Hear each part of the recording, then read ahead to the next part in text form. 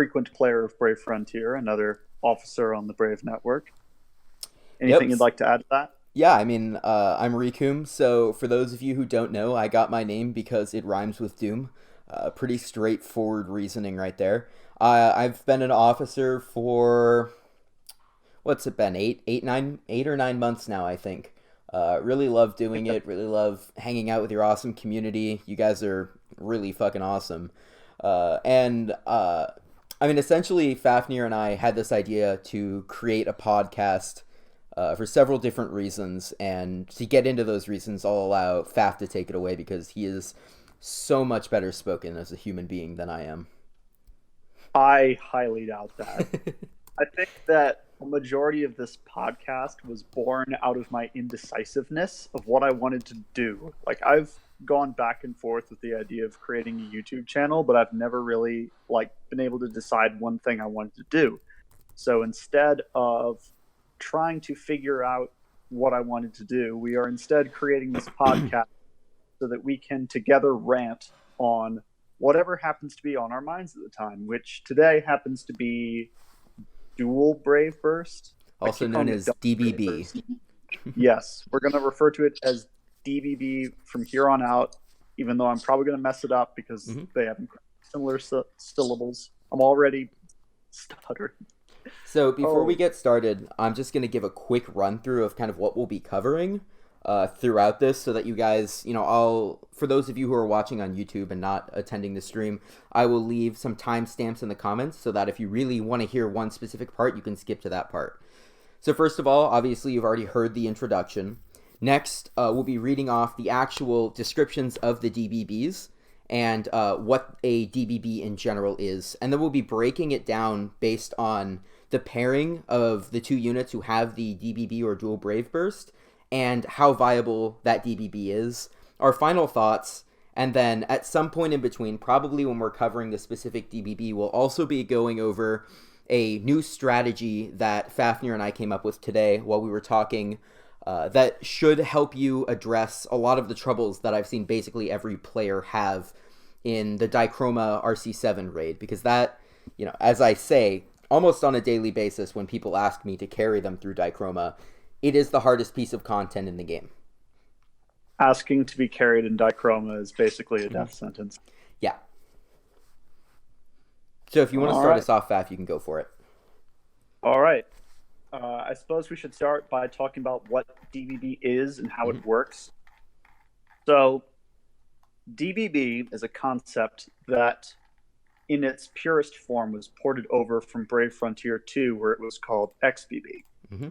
And it essentially involves taking two units that are related to each other, usually through lore, and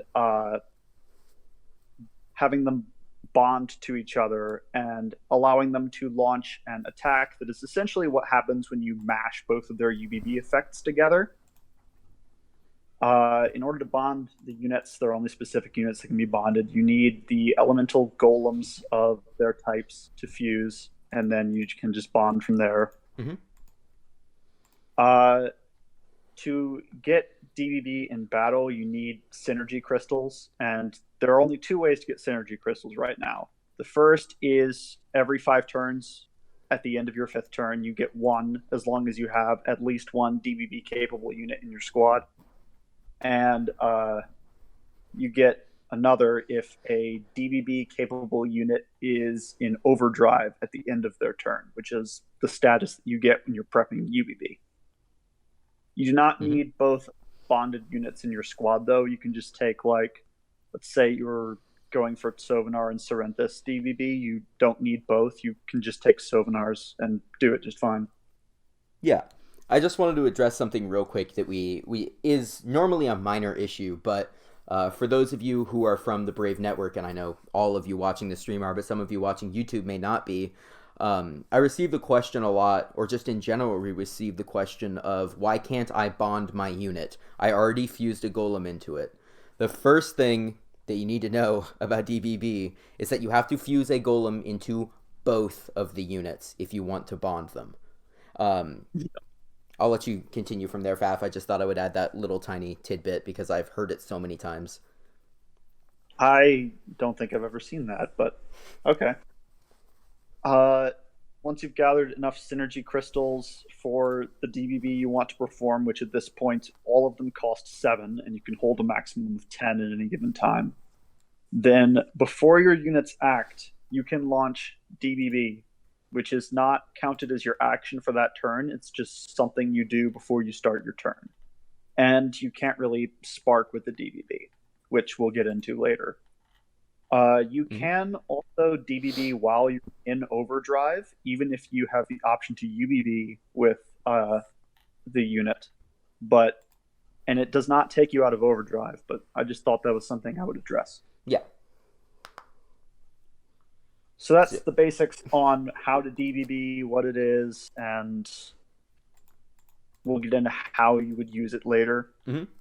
Yeah, especially once we get into the dichroma bit, it really will. I will do my best. If I upload this tonight, it wouldn't have the dichroma example, but I was hoping to have an example usage of the DBB strategy that Fafnir and I came up with in dichroma, so that we can kind of add that to the video in the background, so you guys can all see how that works and have a demonstration of it. So for those of you watching on Twitch right now, you can most likely expect to see this uploaded by tomorrow, or very late tonight my time. Sounds good to me. Mm-hmm. All right. So we can move on to our next part, which was reading the DBB paragraphs. I did forget one thing. Mm-hmm. While you are in overdrive with a unit that has DBB unlocked, you have the ability to use the Brave Burst for free of whatever the unit is bonded with. Mm-hmm. It doesn't cost any of your gauge. You can just do it. And this usually is kind of not super important, but it can be helpful. We'll get into it. Yeah. We'll get into a lot more when we start to break things down. Yeah. And also, just that henceforth, we will most likely refer to the bonded Brave Burst as BBB. And it might get confusing hearing DBB and BBB, but I'm an asshole, so that's what I do. Sorry. If we put closed captions on the video, then maybe we can make it a little bit more clear. There you go. But that will be for later. This is now. That's right. So do you want to start us off on the DBB paragraphs?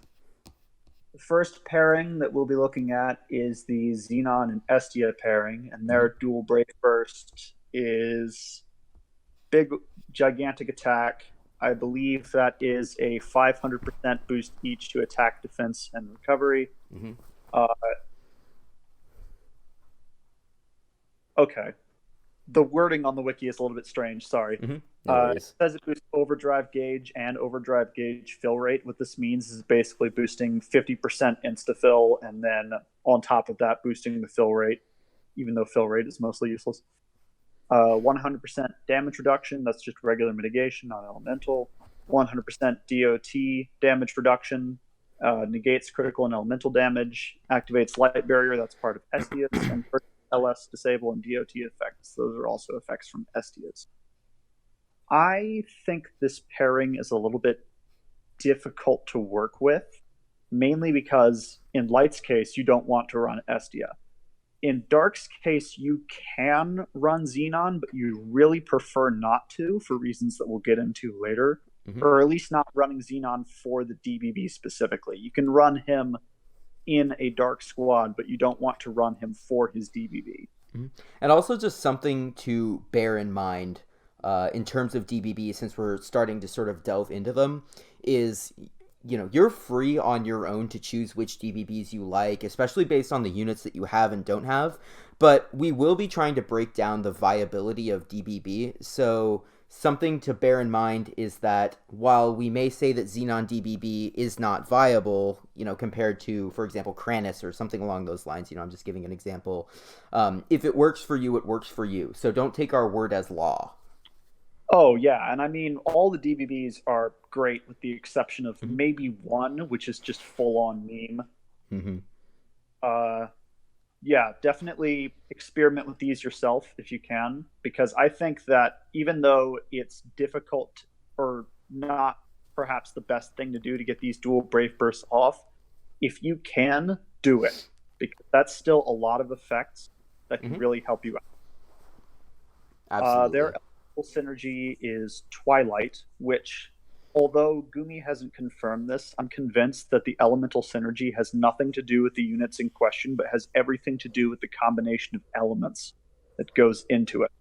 And light and dark together is Twilight. So I believe that was not like officially confirmed, but when they were slowly releasing the DBB information, they did demonstrate that light and dark always had Twilight and things like that. So I believe that these elemental synergies are not based on the units, they are based on the elements, based on the way that Gumi phrased things, and also the actual coloration of the word Twilight when they had elemental synergy was half dark and half light, which leads me to believe that it's based on elements and not units.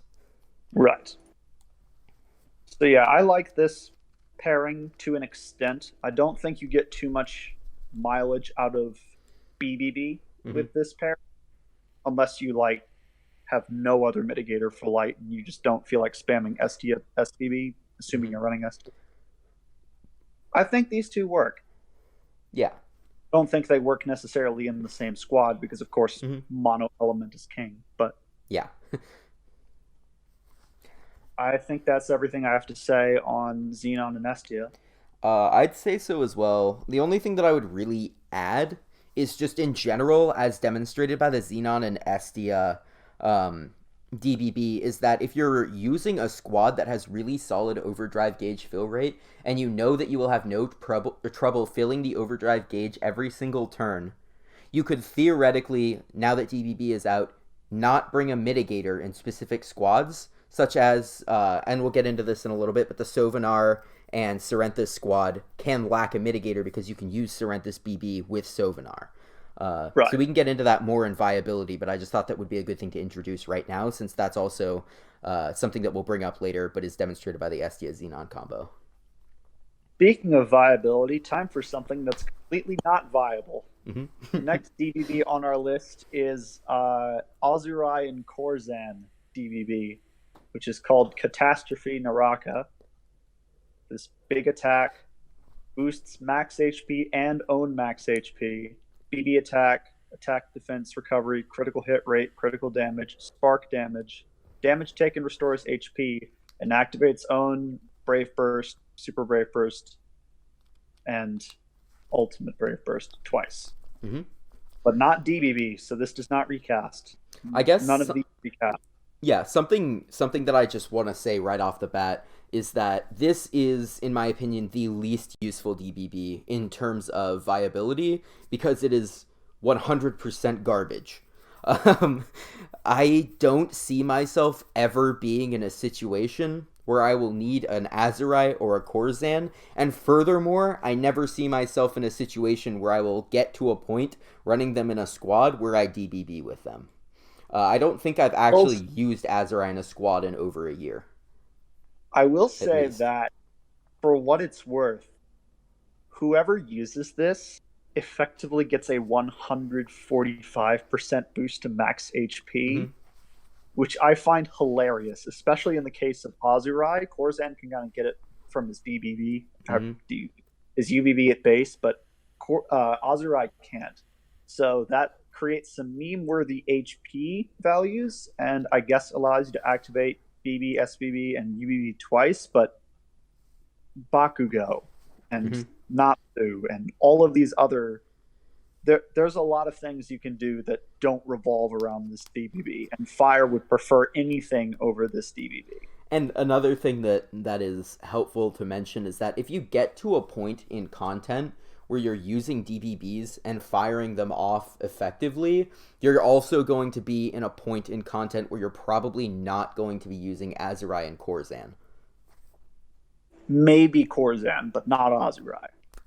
I just don't see much viability coming out of Coresan at all with, I mean, for example, you can go summon 10 times and pull, a Xextia, and you've automatically outclassed almost any of those older, Azariah, Coresan, any of those units have already been outclassed by newer units that exist.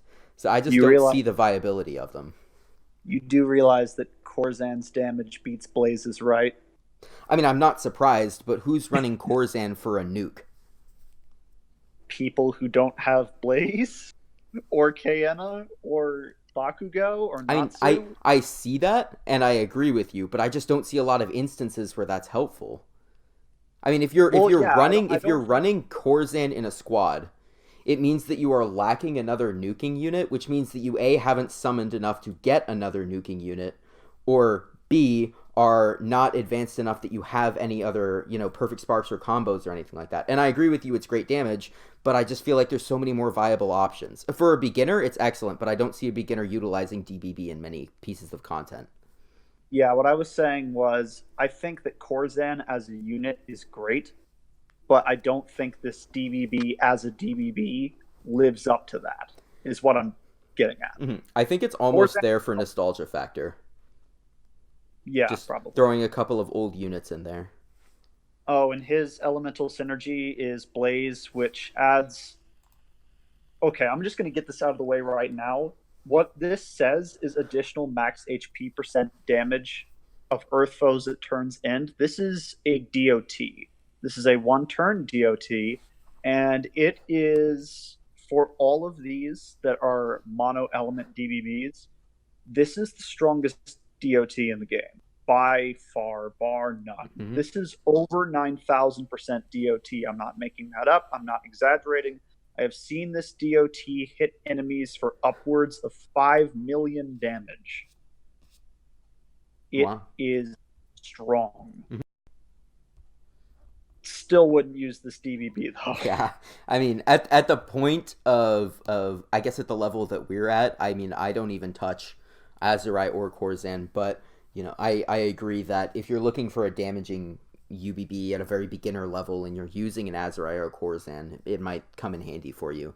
Especially since, I mean, Azariah received a buff, was it 6 or 8 months ago, which made him slightly more viable for newer players who haven't pulled many things. And, it might be fun to throw a Golem at a Coresan and an Azariah so that you can get the feel for DBB and work your way up to more powerful ones. What would you use to overdrive spam and fire? You wouldn't. Multiple Kageyas, basically. Yeah. I mean, essentially the only way to really get those synergy crystals if you're not using multiple Kageyas is just outlasting, waiting those 5 turns. But, I mean, I can't remember the last time other than in a Rift or, a really difficult piece of content that a fight lasted 35 turns. True. Yeah. And again, if you're doing a Rift, you're probably not using Coresan and Azariah. Yeah. I feel like we've sufficiently beat the crap out of Coresan and Azariah DBB, so do you want to move on? I absolutely want to move on. Yeah, me too. We are back All right. to the viable things again. Yay. and Sovanar. Oh my. This is... Like, I rate 4 DBBs as being incredibly viable. This is one of them. Oh, yeah. This one is big attack, boosts attack, defense, boosts all stats, crit rate, crit damage, spark damage, max HP, BB gauge. It gives you converts relative to max HP, which is pretty best. 100% damage reduction, 100% revive, 100% recast, and 100% damage taken restores HP, which seems a little bit redundant when you think of this as also having damage reduction, but because Pierce is a thing, this actually does get used. Mm-hmm. It takes a while to get this DBB off, which is going to be a problem that I address at the end. But if you can, this is basically the win more button. I really don't think Water needs to use this, but if you can, do it. Essentially, yes. I really only have one complaint about this DBB, and it actually has nothing to do with the DBB. Like, it has to do with the units included, and specifically Sorrentis. Now, this is a really petty and stupid complaint, but I'm actually upset that you can essentially get your own Sorrentis for $70. I feel like that defeated the purpose of locking some of these DBBs behind more difficult content. Because now you can just go to the Sovanar gate, get a Sovanar, and then go summon twice on the Heroes... Is it Heroes Awaken? Heroes Awaken 4. Yeah, the Heroes Awaken 4 banner gives you 5 DBB crystals per summon, and it costs 10 to get Sorrenthus, who was previously locked behind beating the final stage of Drowning Darkness, which admittedly is not difficult for some endgame players, but I myself struggled with it to the point that I needed a lot of help from Fafnir. I think I'm the one who beat it for you. You were. So I feel like adding a previously, not rare, but semi-difficult to obtain unit into a bazaar that is simply locked behind spending more money is really frustrating. That's my only complaint. Yeah, I agree. Mm-hmm. Like I said, it has nothing to do with the DBB, but I wanted to voice that opinion. Yeah. To mention something you said earlier, this does allow you, like, the BBB for these units is actually quite useful. Mm-hmm. Not so much in the case of Sorrenthus, what he gets from Sovanar, but from what Sovanar gets from Sorrenthus. You can essentially, if you have enough overdrive fill on your water, go with no mitigation on your water at all and just use Sovanar's BBB to get mitigation. Yeah, you can go full 100% nuke with water and just disregard Sorrenthus as a member of your team, which some people, I've heard complaints, very rarely, but I have heard complaints, and I would call this nothing but awesome, that you can take, because water was always, and has been since the release of Sovanar, and especially so since Saren came into the mix, and again since Gazelle came into the mix, and there are other things that you could use. Ravia. Huh? Ravia probably. Yeah, Ravia as well. That you can now really run, a team of 2 Sovanar, 2 Saren, and a Ravia. That is, and you can run a Saren friend, or not Saren, a Sovanar friend, a Gazelle friend, whatever you normally run, but you can actually add 2 different perfect spark units, so it's 2 Sovanars, 2 Sarens, and then add in another nuker to that mix and still have mitigation. Heck, you could probably just run 4 Sovanars and then a Florin and just go with that. You could do what Fafnir does and give yourself 5 levels of status null, just in case they null 4 of your levels of status null. Oh yes, I need all of the status null. It is vital to my strategy. It's really important. I can't stress enough how important it is to have 5 levels of status null in RC7. We're joking, by the way. Yeah, we're completely kidding. Don't believe anything I say. Like, just take Fafnir's word for it. Ignore me. I'm just here. Don't say that. You have about. All right. So, is there anything else you want to talk about the Sovanar Sorrenthus combo? Yeah, their elemental synergy does the DOT, except it's to fire enemies, and it's literally the same as what you would get from Azariah and Coresan, just the fact that it's on 2 units that you would actually use. Would now be a good time to mention the absolute unit that is the DOT that comes from elemental synergies? I think we've already said that. Have we? I completely forgot. Yeah, I said it was like over 9,000% DOT. Yeah. It is the strongest DOT, present in the entire game, and I just think it's, I don't know if it's, if it's game breaking or anything like that. At the bare minimum, it's interesting and it's cool that you can really just smack the shit out of things at the end of turn with DOT. I just think that's an interesting concept that now exists. I would say that it's not that impressive, if only because, like, the damage that I'm seeing from this on, and we're going to get to this eventually, Sero and Qtong DBB is somewhere in the range of 5 million. And that sounds high, but we measure damage in the billions now. Yeah, and if you're going up against Fury, what does he have? 666 million HP? Probably more. Yeah, probably more. After Gumi shadow buffs it for the 47th time, we'll figure it out then. But for now, whatever it is what it is. Yeah. I guess we can now move on to Elena and Nia, which is, in my opinion, the dark horse of this, because I don't see a lot of people talking about it, but I think this is kind of huge. And I'll get to why in a moment. Yeah. The DBB is Grand Terra Singularity. It's a big attack, boosts more tri-stat, crit damage, earth elemental damage, BB gauge, gives you AI that can't be buff wiped, more 80% evasion, 80% recast, 80% raises allies from KO, and then purges turn skip effect for all allies, which is a lot of effects at once. And it's a lot of things that allow this to be the best of both worlds, because like Elena UVB back in the day was really well received. You used it pretty much everywhere. It cheesed everything. Everyone had Elena leads up. Not a lot of people are using Nia UBB, though it did have its use because it was a great UBB for Earth, regardless of what you were running. The combination of the two is, of course, insane, and I think, like, throughout this video, I think we're going to discuss this, but I see DBB as mostly a tactical option, and the amount of things that Earth can do with these effects stacked on top of UBB effects is utterly insane. You can stack this with Sinbon UBB, Sinbon Miku, and you will have so many buffs that I don't think there is a living Thunder boss that could actually survive that level of damage.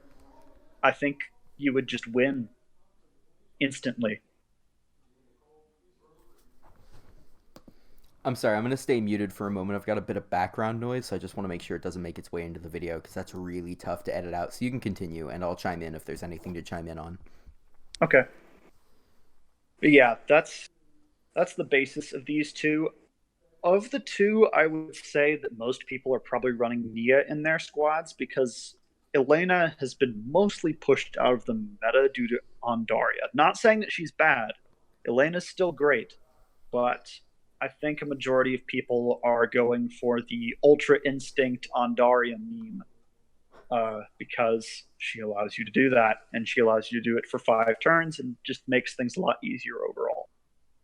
In terms of what you would get from BBB, I can't really think of anything super impressive, though I will say that I think... Hang on, I'm going to check on whether or not her time skip, Nia's time skip purge is on her base kit, or if it's from SP, because if it's on her base kit, it is on her base kit. So this allows Elena, while in overdrive, to attempt to purge time skip from her allies, which is something that honestly I think she should have been able to do to begin with, because, you know, she's the time weaver. Come on, let her purge turn skip. Let her inflict turn skip. Come on. And yeah, there's not really too much that Nia gets out of Elena BB, because Elena was mostly used for her UBB in the first place. Yeah, definitely. And yeah, I think that's everything there. Their elemental synergy is, again, the big DOT, except on Thunder types, which, again, unnecessary. Enemy will probably be dead by that point. This DBB is certainly strong enough for it, especially if you're combining it with Sinbon. It's going to die. Absolutely. All right. I think the next thing on our list is Nan and Tovariss, and I think we need to agree on now whether or not we want to refer to Nan as Nan, or whether we want to refer to her as Wang. 100% Wang. That's how I've always called it. And I mean, Fafnir told me, you know, when Wang first came out, I mean, Fafnir told me some words which have really stuck with me for a long time, which was, make sure to take good care of your Wang. So I feel like it's important to continue to refer to her as Wang. All right, we will refer to her as Wang for the duration. Their DBB is 1000 Nephrite Trigram, which is big attack, tri-stat, crit rate, crit damage, thunder elemental damage, 50% overdrive gauge, insta-fill, spark damage boost BB gauge, 100% revive, 80% AI, fully restores HP, and inflicts attack reduction, which I think is 90% attack down for 3 turns. I think that's what it is. Yeah. That sounds right to me. Sounds appropriate to me.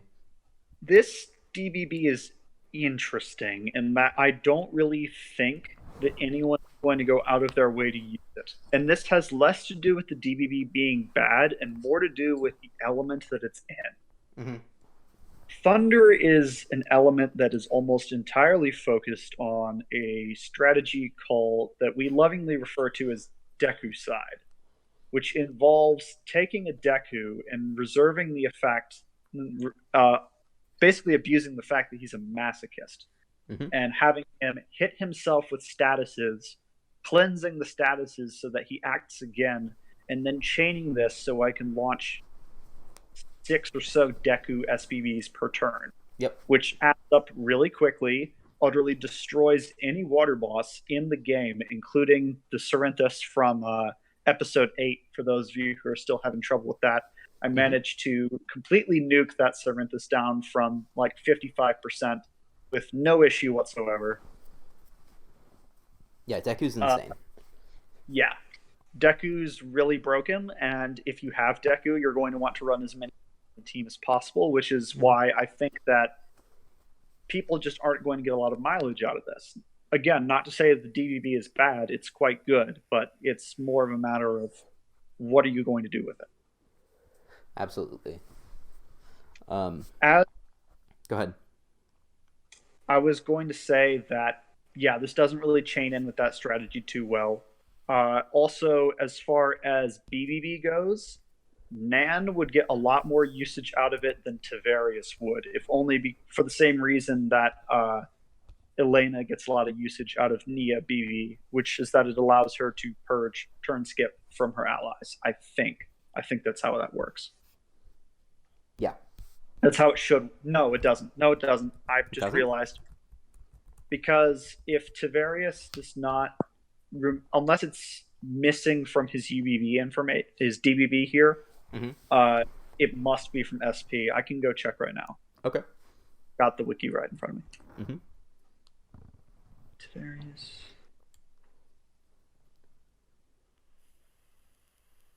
Come on now.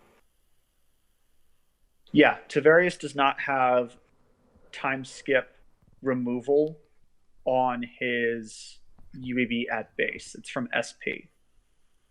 And he doesn't actually...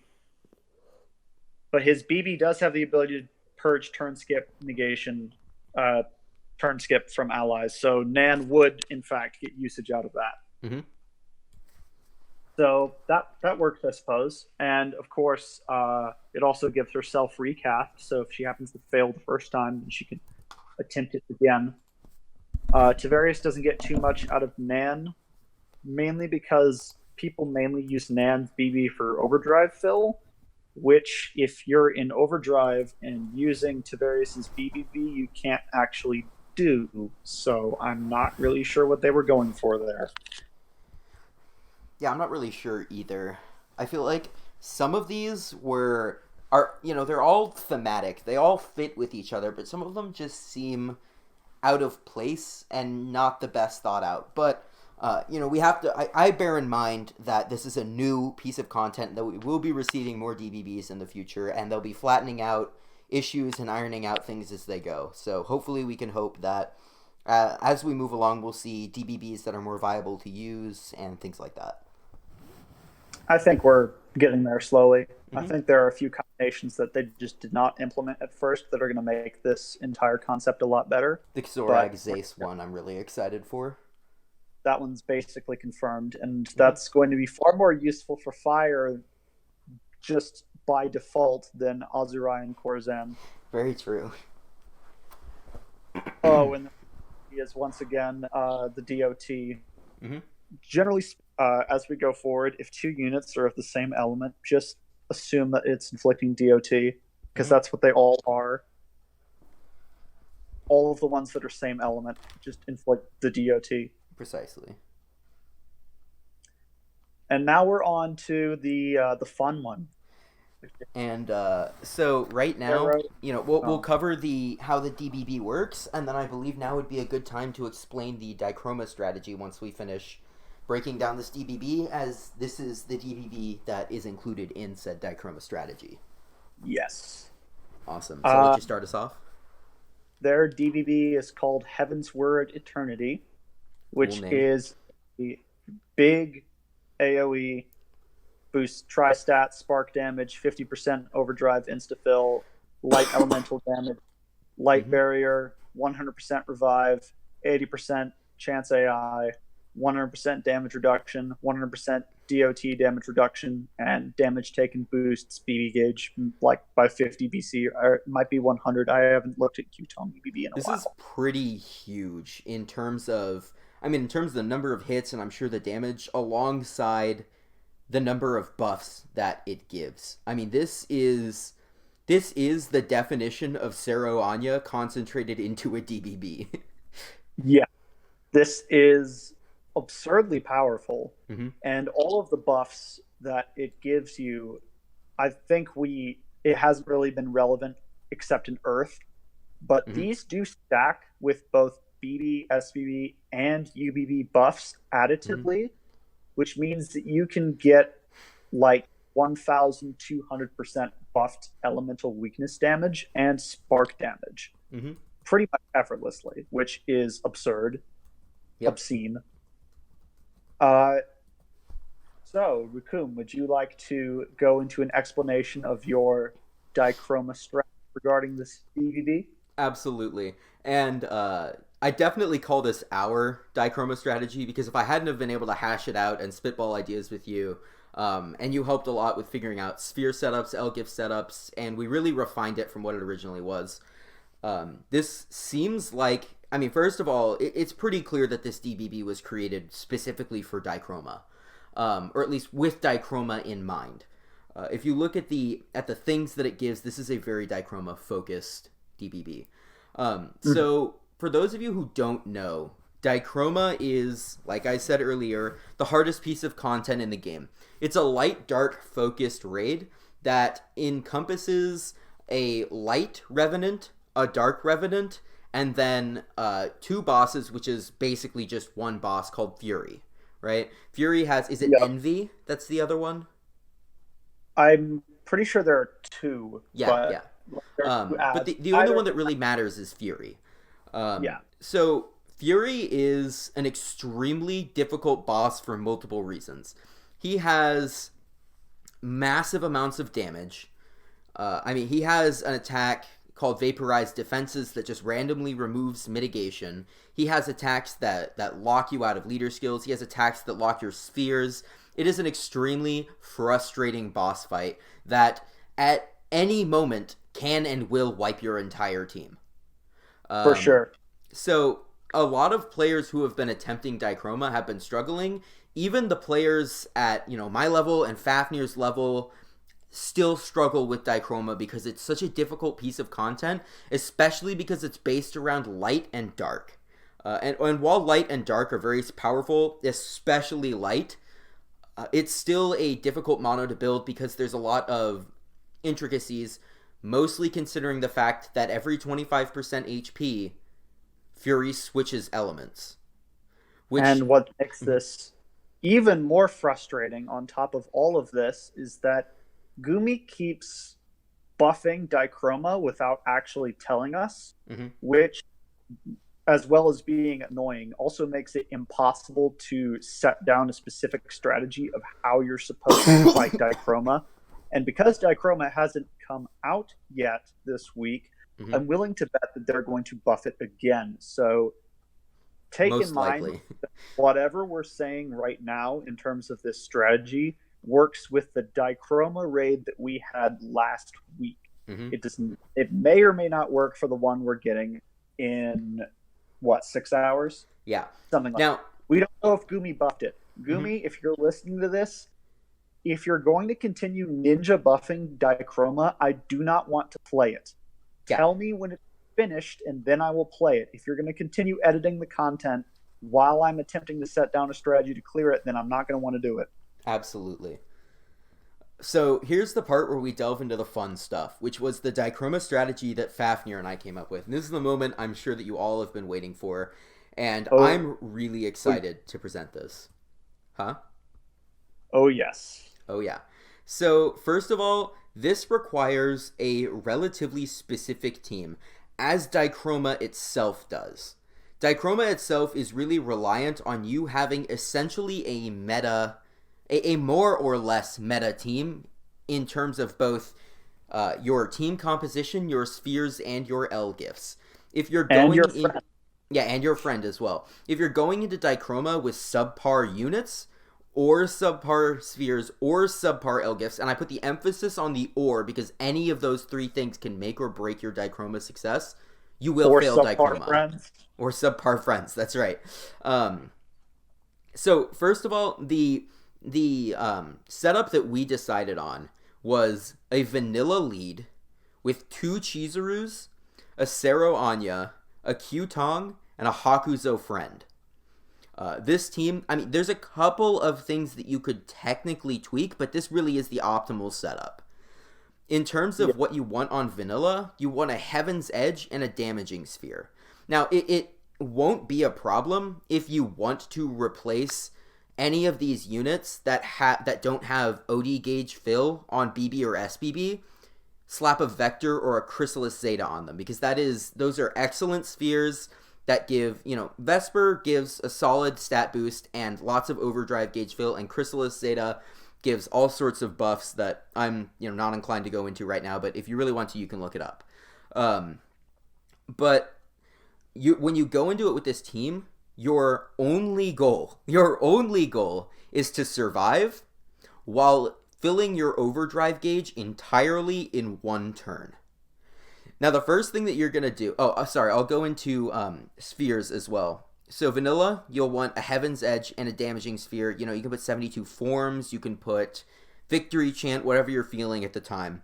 On Chizuru, you'll want a Chrysalis Zeta, because on her BB, she gives a 12% boost to overdrive gauge, it's instant fill, and the Zeta will boost that. It will make it higher do you know how much it is, Fafnir? It would be 20. It's 10%, so it's 22%. Yeah, so now she gives a 22% boost. The second Chizuru, or on that first Chizuru, you can put Chrysalis Zeta and again another Damaging Sphere. On the second Chizuru, Vesper Victory Chant is an excellent combination for both damage and overdrive gauge fill rate. On the Sero Anya on your team, you will most assuredly want to have Master of the Hunt on it. Master of the Hunt, for those of you who don't know, makes any unit into a better nuker and a recaster. It allows it gives a probability of BB, SBB, and UBB, to activate for, I believe it's 3 turns, to activate twice for 3 turns. You need to have, is it an extra 15%? Because I believe Master of the Hunt gives 85% on UBB, correct? I think it's 80%, but Chizuru would give 20%, so... There you go. So as long as you have Chizuru in there, you'll have 100% recast, which is important to this strategy. Also on Sero Anya, you really just want standard defense spheres, but you can also try to 0BC her. That's also an extremely viable way to do this, because it just makes everything easier. And then in my testing, I found that the 0BC worked just a little bit better, but I understand that not everyone has the spheres to do that. So if you're going to pick one of these to not 0BC, I'd let it be Sero. Yep. Next up is you have to have Q-Tong as well with 0BC spheres. Again, you really want the 0BC so that you can just fire off that UBB instantaneously. You don't have to worry about filling the gauge with, an insta-fill from Chizuru or a Fujin potion. That really can throw off your strategy. And then lastly, your Hakuzo friend will ideally have Heaven's Edge and Victory Chant, or Heaven's Edge and 72 forms. Or Formless Chroma, whatever works. Yeah, Formless Chroma as well is good. So that's really a breakdown of the units and the spheres. And again, L gifts, you want, your standard things, Sero Anya, Master of the Hunt. You'll want to be putting, Eternos and Brave Fairies, things like that on these, that you can up either your damage or your survivability, because those are the only things that actually matter in Dichroma, is just being able to survive as long as possible and output as much damage as possible at the same time. Yeah. So now that we've gotten into that, we can break down what you want to do per turn. Now, the per turn is really important that you do not do this incorrectly. And I fell victim to doing this incorrectly because I'm Rikum and I do dumb things. So the first thing that you're going to want to do is fire off a Hakuzo UBB. Now, at the same time, you could theoretically fire off a Sero Anya UBB, but I really like Hakuzo UBB for the damaging buffs that it gives, and the recast, and the elemental weakness damage, all that stuff. But it's really up to what you want to do. Next, you'll want to fire off 2 Chizuru BBs, a Sero Anya SBB, a Vanilla SBB, and then all of those will recast and fill your overdrive gauge to full. You then want to overdrive Q Tong and use her Bonded Brave Burst for DOT mitigation, and she gives 3-turn. Is it 3-turn mitigation on BB from Sarah? I believe so. I believe it's just 1 turn. Oh, on BB? Yeah, because the 3 turns is SP for Sero. Okay. So yeah, regardless, what really matters there is the DOT mitigation. That's so huge for Dichroma because it will just slap the shit out of you with DOT. It's the number one way that I end up dying in Dichroma is I just get slapped down to 1 HP and then just mollywopped by Fury. It's really, really frustrating. DOT is what kills me every time. Mm-hmm. Sorry, go ahead. And then you'll want to, after you've used the Bonded Brave Burst, make sure that you're not UBBing with Q Tong. Because if you're UBBing with Q Tong, you're going to be out of overdrive and you won't get your synergy crystal for that turn. You have to be in overdrive state without firing a UBB at the end of turn and the beginning of the next turn to receive your synergy crystal. This is why I recommend using Bonded Brave Burst, because it prevents you from screwing up and accidentally using 2 UBBs in 1 turn. Exactly. After that, when turn 2 starts, you're going to instantly fire your Q Tong UBB. Since you've got recast from Hakuzo, you're just it's gonna fill your whole Brave Burst gauge. And if it doesn't, for some godforsaken reason, 2 Chizuru BBs, SBB Vanilla, SBB Hakuzo. That's gonna fill your overdrive gauge and then some. You're going to get recasts on those for that nice bit of damage, especially from the elemental weakness damage that you receive from Hakuzo UBB, or if you didn't use Hakuzo UBB, you will have received elemental weakness damage from Q Tong's UBB. By the end of the turn, you need to have full overdrive gauge again, and you're going to overdrive Sero Anya. You are going to use her Bonded Brave Burst. You're going to fire that off, and then in that overdrive state, you'll end the turn. This allows you every single turn to receive a synergy crystal and also have extremely defensive buffs up at all times. And the key to this is that Sero Anya UBB is giving you 100% DOT mitigation, and her the Q Tong BBB, which is essentially Sero Anya's BB, is also giving you a small amount of DOT mitigation to really help you survive that Dichroma. Because I swear to God, DOT will kill you every time. So after that, you're going to rinse and repeat and do this over and over again until the 6th turn, because you will receive a free synergy shard on the 5th turn alongside the synergy shard that you'll receive from being in overdrive. So at the 6th turn, you should theoretically have a DBB ready. When that DBB is ready, fire it off and do it all over again. This essentially allows you to have not only ridiculous damage output, and I mean ridiculous because you, like Faf said earlier, with this DBB, you will have 1200% elemental weakness damage from light. You will also have top tier survivability. So, assuming that you don't mess up, this is the number one way to out-survive Dichroma, because you are mitigating against his regular attacks and his DOT mitigation, while buffing your damage a ridiculous amount. Hopefully that sums it up pretty well.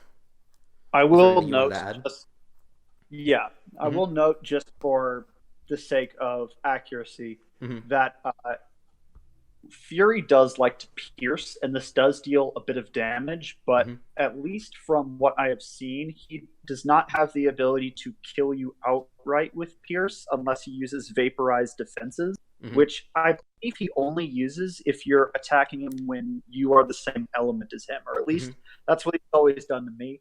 So take of that what you will. Mm-hmm. And the other thing is, even if you're not DBBing, this is still an excellent strategy for survival and damage in general. Because survival is such a huge issue at Dichroma that even without the DBB, you'll have huge damage output and huge survivability. The DBB is just kind of a nice added bonus on top of that. Yeah. That's pretty much all I have to say. So if you wanna add anything, you can.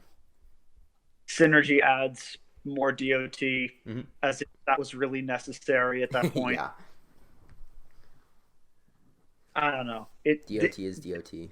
Probably, if not the strongest, one of the strongest DBB.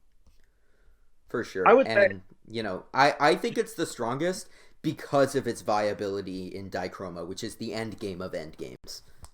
Right. And now we move on to the DBB representative for Dark, which is Beatrix and Sameera, which is an interesting combination. Their DBB is big attack, boosts only attack, crit rate, crit damage, spark damage, BCHC drop rate, dark elemental damage, 85% recast, fully restores HP, and 80% revive. I feel like this DBB is good, but I also feel like you could slot the units for this. It's just weird, especially with the meta dark. It would be weird trying to slot these. Absolutely. Not saying that DBB is bad. I just don't think that many people are going to get the chance to put this into good use. I agree with that. And then their synergy skill is, again, the DOT. Then we get on to the pairing that makes a lot of sense in lore, but no sense in actual gameplay, which is Juno and Ensa, who have the DBB Final Embrace, which boosts BB attack, spark damage, damage against status-afflicted foes, 90% revive, fully restores HP, activates light barrier, and 100% DOT damage reduction. I don't think this DBB is going to see any use except if you're like LARPing with your squad. I really don't. Because speak for yourself, F. I'm a huge fan of Brave Frontier LARPing. I don't think, I see you being able to pull this off, yes. I know that Ensa is extremely good for Dark, even though she's not the most meta, and she has survived this long for good reason. Juno has aged terribly for Light. And it shows. Yeah.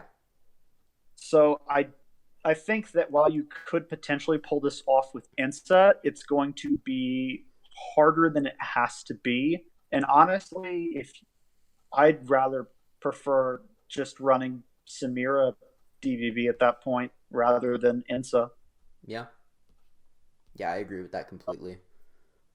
At least that has more buffs, more damage.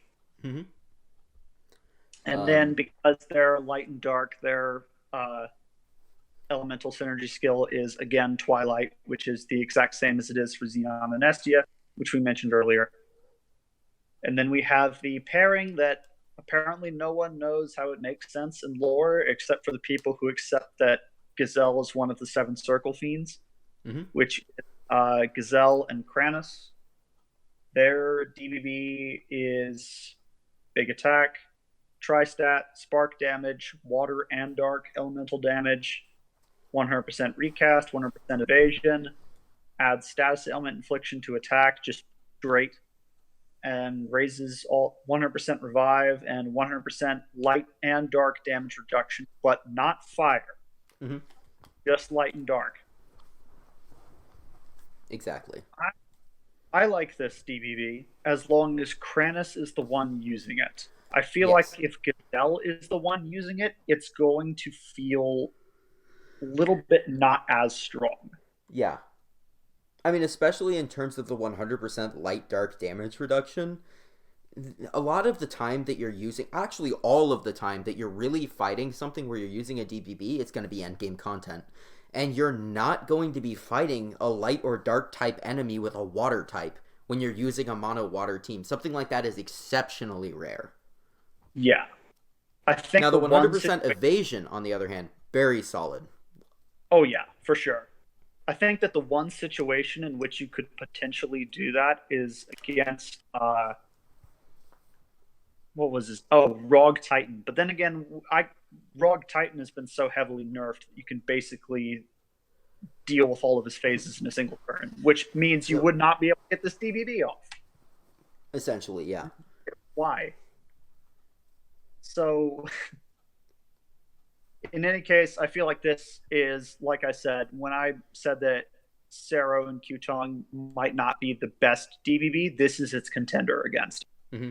Because this is the DBB that I feel, and of course, Sarenthus and Sovanar as well. These three are probably the top 3 DBBs, and then I would put Nia and Elena DBB as the dark horse of them.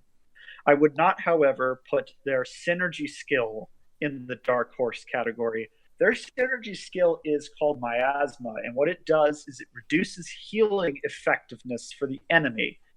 Barring the fact that there are not really that many enemies that will actually heal, I cannot think of a single situation in which I would want to reduce the healing effectiveness of an enemy instead of just outright killing them, which this DBB excels at doing. Like, what is Miasma meant to do? You know, the only thing that outpaces you in terms of with healing in terms of damage is Dichroma if you're running from it. Don't do that. Don't run from Dichroma. Just smoke bomb out or die. Please. Dying is an option. You have 3 lives for a reason. Use them. Just die. Just die. I would also like to take a moment to recognize, thank you, Lena, for showing this to us. The definition of miasma, well, the secondary definition is a dark and gloomy atmosphere, which I guess like maybe like dark and water is like, oh, it's like foggy, hazy, spooky. The most common definition of miasma is just a really gross stank. And I just think that that's really unfitting for the name of a synergy. I mean, the synergy is called stank, and that just bothers me. Does this mean that Gazelle has body stank? Oh, absolutely. I mean, if she is one of the 7 circle fiends, I don't know, you know, they're aliens. I don't know if they're quite aware of the human concept of showering. So maybe Gazelle just smells really, really, really awful. Gazelle, we know that she does not create good stew, so I guess her stew could be classified as a miasma. It's a very miasmic stew. That makes sense. This is completely off topic, but I just wanted to go down that 100%. Funny. Mm-hmm. All right, that's all of the DBBs that we have at this time. There will be more. This is guaranteed. There will be more. Mm-hmm. And I don't know if we're going to go over all of them when they come out, but I do know that Gumi in most of these DBBs has not really done a good job in making them work. And this is mostly because of how you obtain synergy crystals. In order to use any of these DBBs, they're all priced at 7 crystals. Assuming that you're not overdriving at all, or you're immediately going for UBBs and not waiting, this takes you 35 turns, which takes forever to reach. Yes, assuming that you're overdriving and just staying in overdrive constantly, or you're looping overdrive like the Dichroma strategy, then it will take 7 turns. Yeah. The gigantic gating factor of this, and why I feel that Gumi did not really think DBB through, especially with the turn count, is that DBBs in general can only be used in like any serious situation in very specific pieces of content where you could potentially get a high turn count or be able to UBB loop effectively. and you have to be at a specific level of strength in order to pull this off. And I'm just sorry. I just wanted to interrupt you because I'm gonna forget this, and I just want to say my stupid bit.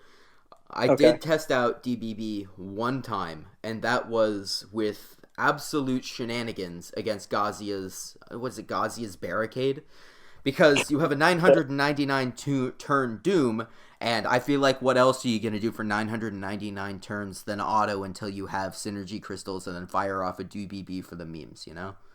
Well, obviously, you set initial D music and then turn it to 3 times speed and gather synergy crystals.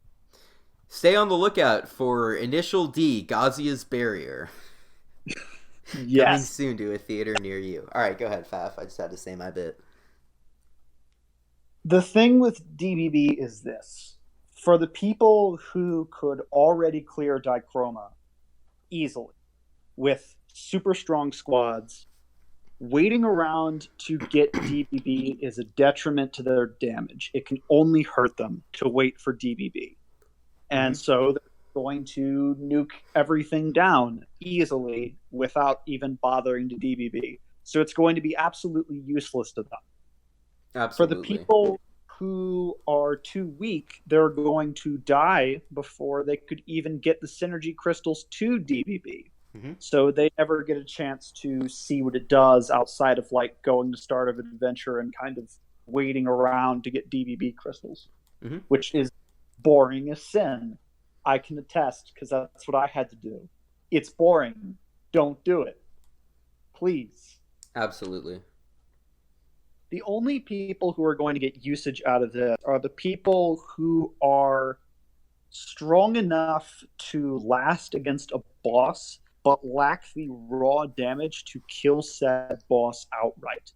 And I'm going to use Crannis Rift as an example because it is the perfect example of this.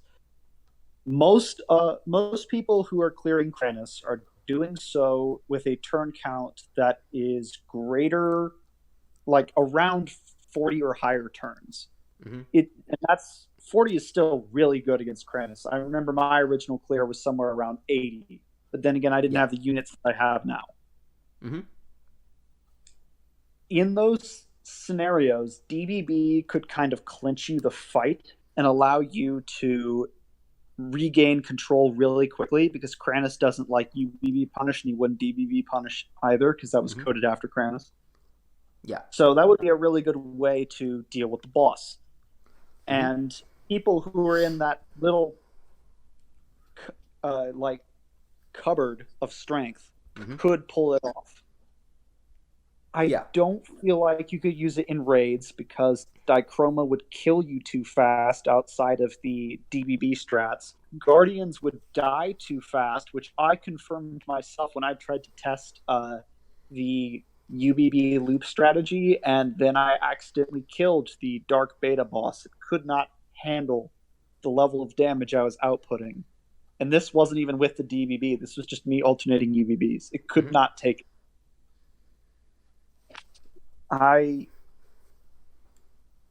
While there are certainly situations where it's useful, I don't see many scenarios where you're going to go out of your way to do it.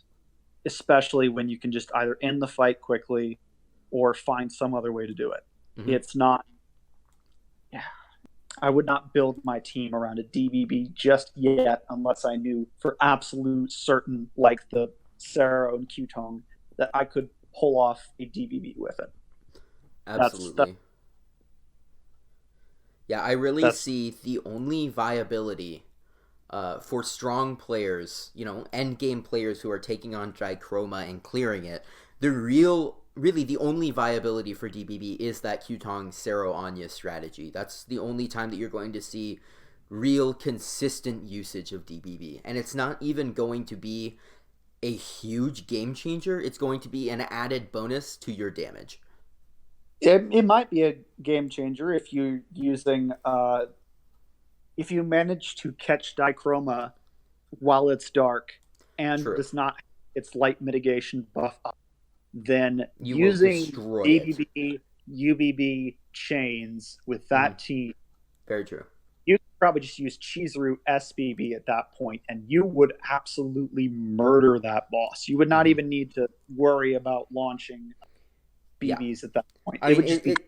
It's important to recognize the fact just how much damage 1200% elemental weakness damage along paired with arguably the 1200% spark.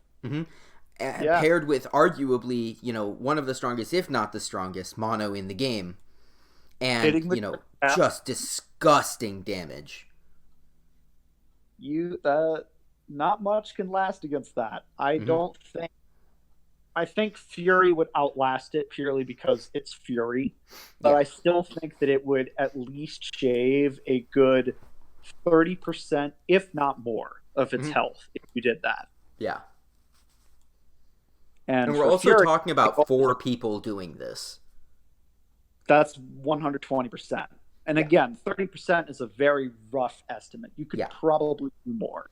Even if you were only doing 10%, 40% of Fury's HP is huge. In one turn, 40% after 6 turns is monstrous. Yeah, that's going to cut down your Dichroma times from being like, oh my god, I have 2 minutes left, to comfortably finishing. Definitely. Also, brief rant, why is Dichroma's time limit 30 minutes, even though all the rest of the RC7 raids have their time limit as 35? Like, what do you want? It's alright, dude. They're gonna ninja buff it tonight, and the new time limit's gonna be 15 minutes. God. Super excited. Now that they're going to put out a release. Now that DBB is out and we know its effectiveness, we've reduced the amount of time that you have to kill Fury. It's going to be just like what they did with Frontier Hunter service points after they discovered that we could Deku the shit out of their bosses.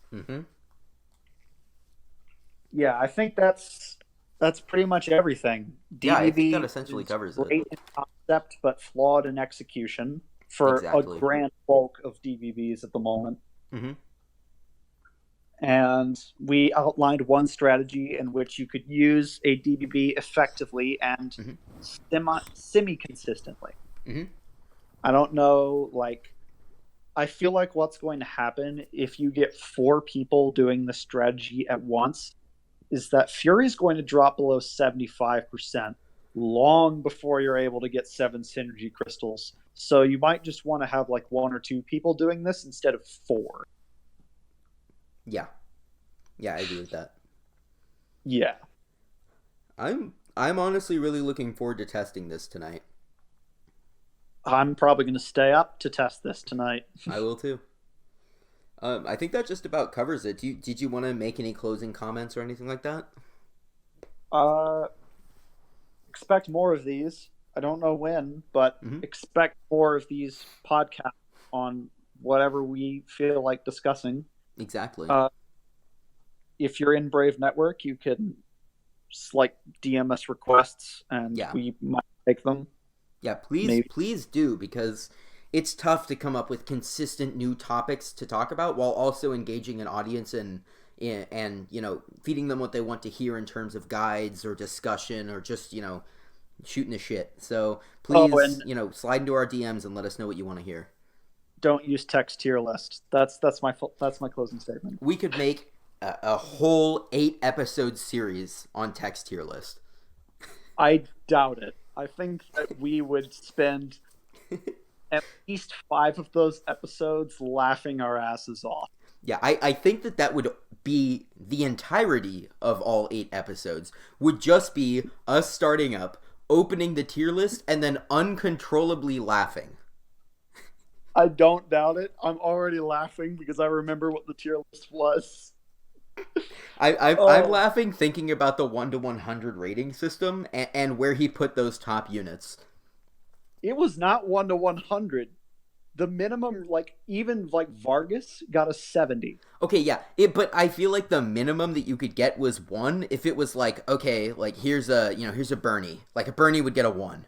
But, Elena, on the other hand, 99. Was it 98 or 99? I can't remember. It was something like that. was absolutely absurd. Puts it at 99. He always puts it at 99 because he thinks that Elena is still extremely relevant, even though most people have moved on to being Ultra Instinct Andaria, and I don't understand. Like, it's true. People have told him this. It's probably why he stopped updating his tier list. Also, because